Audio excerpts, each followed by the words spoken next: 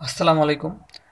আজকের এই ভিডিওটিতে আমরা দেখব আসলে কিভাবে হচ্ছে এনটিটি ডাটা মডেল দিয়ে একটা ASP.NET এর প্রজেক্টের মধ্যে ডাটা ইনসার্ট করা যায়।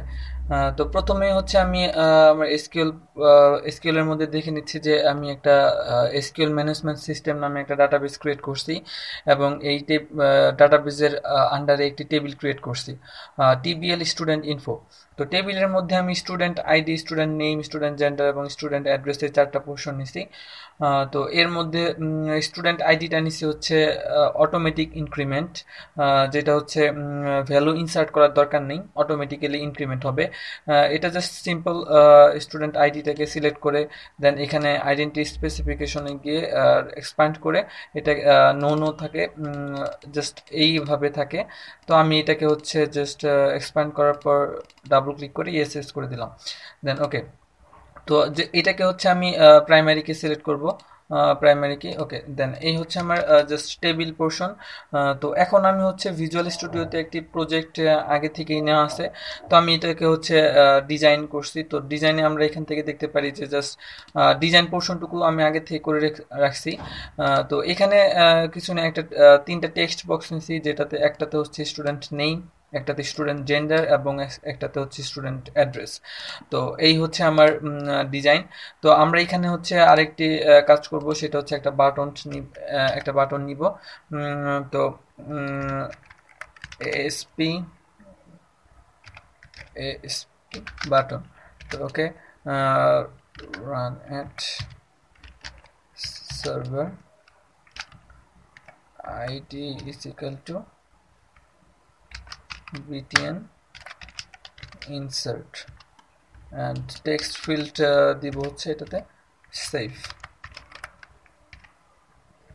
ওকে। দেন এই হচ্ছে আমার জাস্ট একটি বাটন।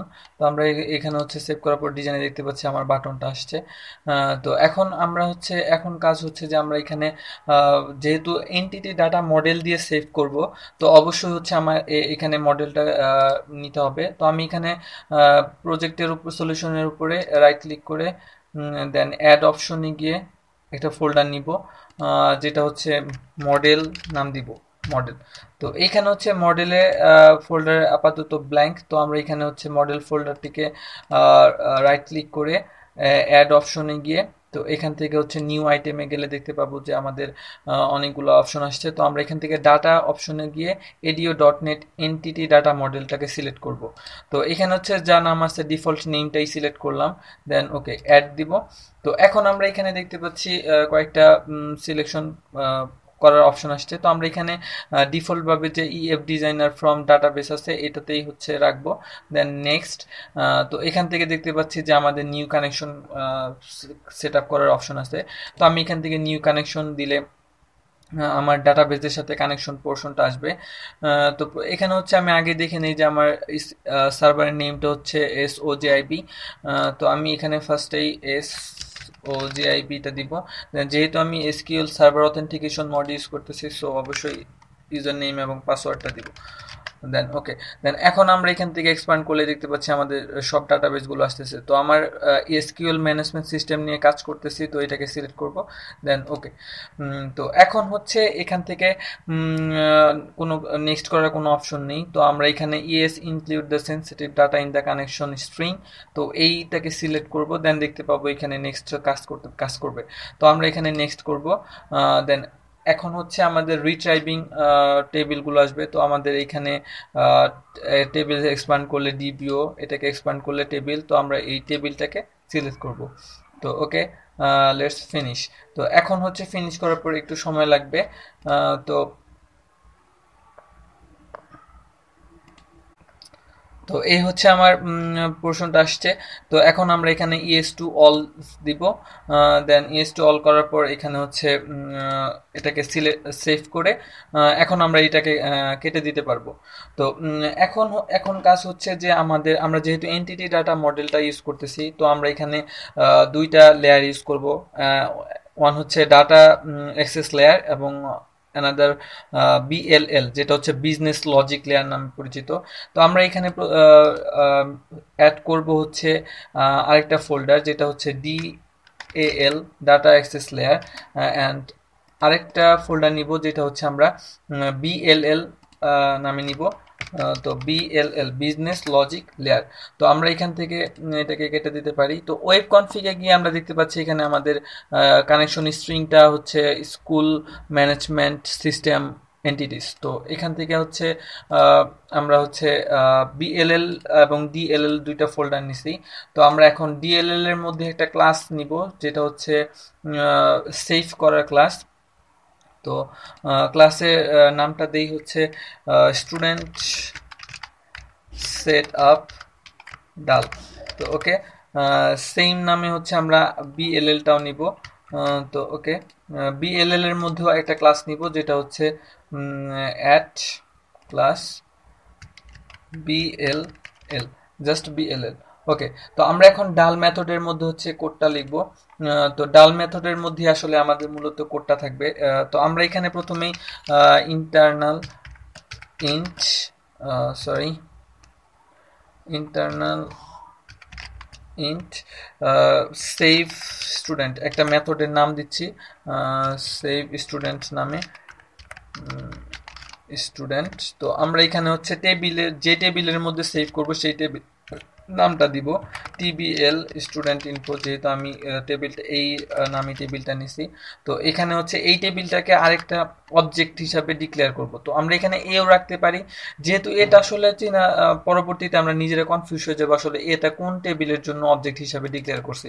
তো আমরা এখানে কপি করে এর সাথে এটা যদি অ্যাড করে দিই তাহলে বুঝবো আসলে এটা হচ্ছে আমাদের টিবিএল স্টুডেন্ট ইনফোর অবজেক্ট।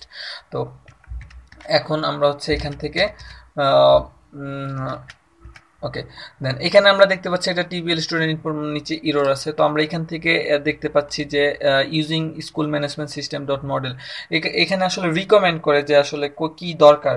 তো আমরা এখানে অবশ্যই ডট মড দেখে নিব যে কোনটা সিলেক্ট করব। তো আমরা ইউজিংটা সিলেক্ট করব ইউজিং।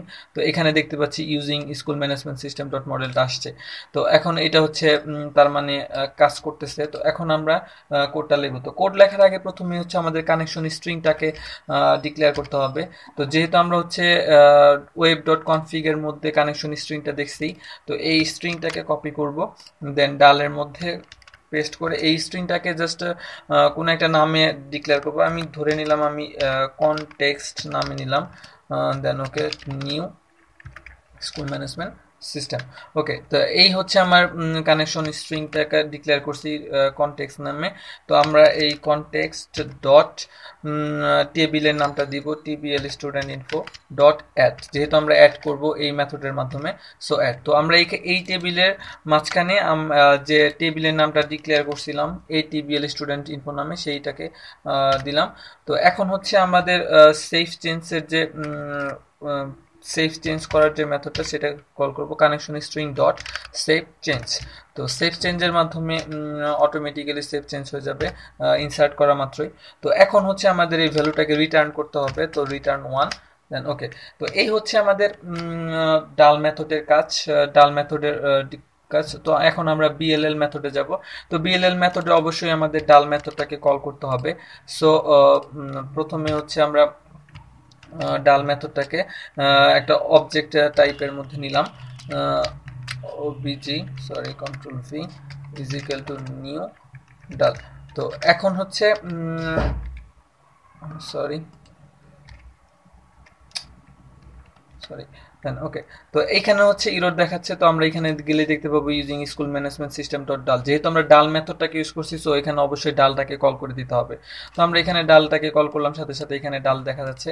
তো এরপরের কাজ হচ্ছে যে আমরা যে ডাল মেথডে যে কোডটুকু লিখছি এটাকে হচ্ছে কপি করব এই মেথড সেই মেথডটাকে। তো এইখানে এইটুকু দরকার নেই, তো আমরা এখানে জাস্ট শুধু রিটার্ন করব, কল করার পর রিটার্ন করব। রিটার্নটা হচ্ছে ওবিজি সেটআপ ডট ডাল, সো ডাল ডট সেভ স্টুডেন্ট, দেন ওকে। দেন জাস্ট এইখানে যে আমরা টেবিলটাকে হচ্ছে ডিক্লেয়ার করছি একটা অবজেক্টের মাধ্যমে, এই অবজেক্ট টেবিলটাকে পেস্ট করবো। তো এখানে টিবিএল যেহেতু আমাদের হচ্ছে ইউজিং, এখানে হচ্ছে মডেলটাকে হচ্ছে ডিক্লেয়ার করা হয় নাই, সো এখানে আমরা আবার এখান থেকে মডেলটাকে সিলেক্ট করে দেবো। ওকে, তো এই হচ্ছে আমার বিএলএল মেথডের কাজ শেষ, ডাল মেথডের কাজ শেষ। তো এখন আমরা হচ্ছে এখানে কোড অপশনে যাব। তো কোড অপশনে যাওয়ার আগে এখানে হচ্ছে অন অন ক্লিক অপশনে গিয়ে তো ক্রিয়েট নিউ ইভেন্ট দিলে আমরা এখান থেকে একটা ইয়া দেখতে পাবো, ইভেন্ট দেখতে পাবো, যেটা হচ্ছে স্টুডেন্ট বিটিএন ইনসার্ট ক্লিক। তো এখন কাজ হচ্ছে আমাদের প্রথমেই হচ্ছে কানেকশন স্ট্রিংটাকে সরি তো ফার্স্টে হচ্ছে আমরা এখানে যেহেতু ডাল মেথডটাকে বিএল মেথডে কল করছি, তো বিএল মেথডটাকে এখন আমরা হচ্ছে aspex.cs এর কোডের মধ্যে কল করব।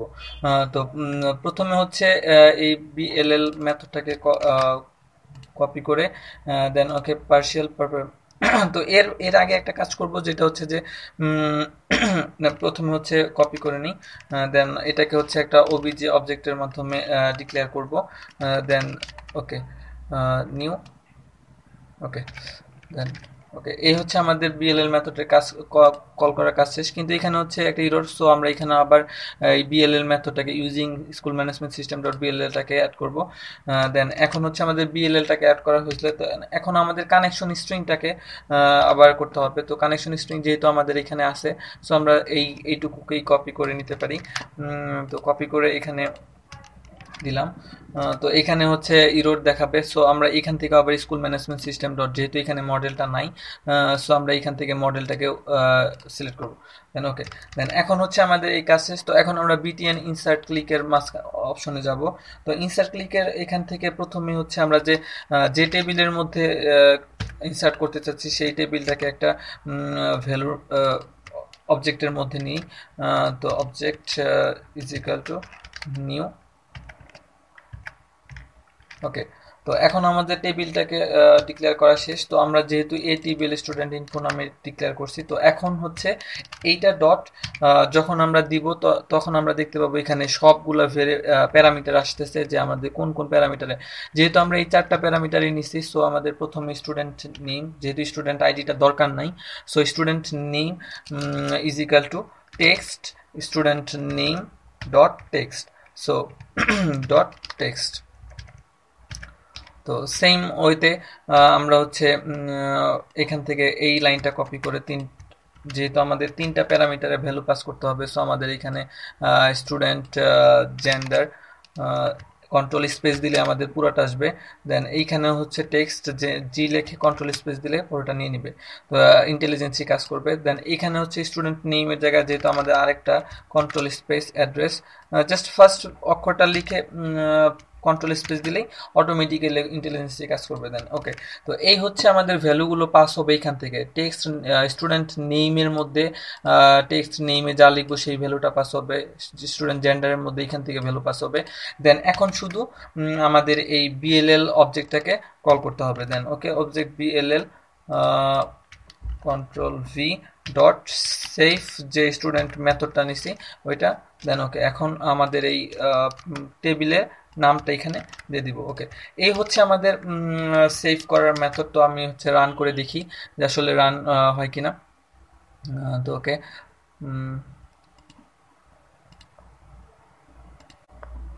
এই হচ্ছে আমাদের রান পেজ। তো আমি এখানে just Sajib gender male and student address Dhaka, তো সেভ দেওয়ার পরে আসলে সেভ হয়েছে কিনা, যদি মেসেজ কোনো কিছু দেখায় নেই, তো আমরা এখানে সরাসরি ডাটাবেস থেকে দেখতে পারি যে আসলে সেভ হয়েছে কিনা।